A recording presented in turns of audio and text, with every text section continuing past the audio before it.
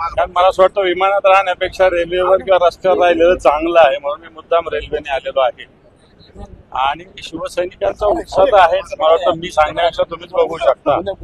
पण निश्चित शिवसेना या संभाजीनगरात तर ताकदीची आहेच. ठीक आहे, आम्हाला जागा कमी पडल्या असेल, पण मतं आम्हाला प्रचंड पडलेली आहेत.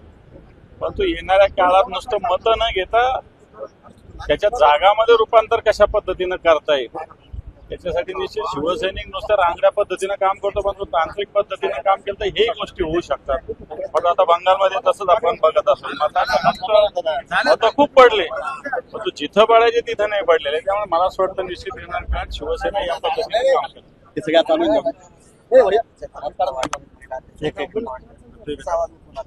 बिलकुल आवाज उठू, कारण ज्या पद्धतीनं कालची पुण्यातली घटना आहे, परवाची नरसापूरची, मागच्या 2 वर्षापूर्वीची बदलापूरच्या घटना आहे, अशा घटना दररोज घडतायत या महाराष्ट्रामध्ये.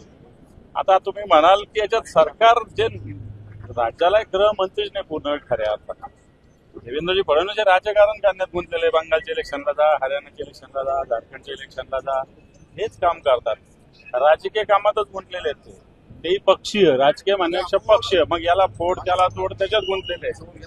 राज्याकडे विशेषतः गृह विभागाकडे पूर्णपणे दुर्लक्ष आहे आणि कायद्याचा धाकच उरलेला नाही, त्याच्यामुळे गुन्हेगार मोकाट सुटलेले आहे. म्हणून मला असं वाटतं येणाऱ्या काळामध्ये विरोधी पक्षाला या भूमिका अग्रेसिव्हली घ्याव्या लागेल, त्यासाठी निश्चित पुढाकार मला असं वाटतं जबाबदारी आली म्हणजे खूप काही आलं नाही. मी हे काम करतच आलेलो आहे, मी काय घरात थोडे बसलेलो होतो. त्यामुळे कोणत्या मुद्द्याला प्रायोरिटी नाही, या महाराष्ट्राच्या हिताला सगळ्यात मोठी प्रायोरिटी आम्ही सातत्याने ठेवली, यांना काय घेऊच नाही. सर अभी आपल्यावर अनेक आघात झाले,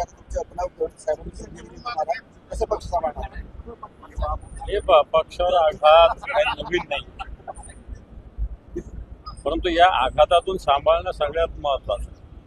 आज उद्धवजी ठाकरे साहेबांसारखं कणखर नेतृत्व आहे. भले ठीक आहे, जागा आम्हाला कमी मिळाल्या असेल, पण आम्ही संपलेलो नाही. आम्ही मला वाटतं फिनिक्स पक्षाप्रमाणे या राखीतून भरावे आणि पुन्हा एकदा महाराष्ट्रामध्ये शिवसेना प्रमुखाचा विचार, भगव्याचा विचार, हिंदुत्वाचा विचार प्रत्येक गावागावात घराघरापर्यंत ताकदीने घेतो. दादा, तुमच्या ऑफिसच्या बाहेर अकरांच्या ऑफिसवर एक बॅनर नाही लागतात का, फिर से लौटेंगे असं हिंदीमध्ये पिक्चरचा डायलॉग, म्हणजे असे नेमका टोला कोणाला होता? नाही, मला माहित पण नाही. मी तुमची बातमी पाहून मला बॅनर कळाला. आता कार्यकर्ते लावत असतात, असं कोणाला टोला बिला मारणं माझा काही स्वभाव नाही. मी झालेलं हे महत्वाचं आहे. कोणाला हे करण्यासाठी मी काही काम करत नाही, करणार पण नाही. आता कार्यकर्ते उत्साह भरत काय लावत असेल, आता ज्याने लावलं त्यालाच मी थोडी बॅनर लावलं कोणतं. सर अभी आप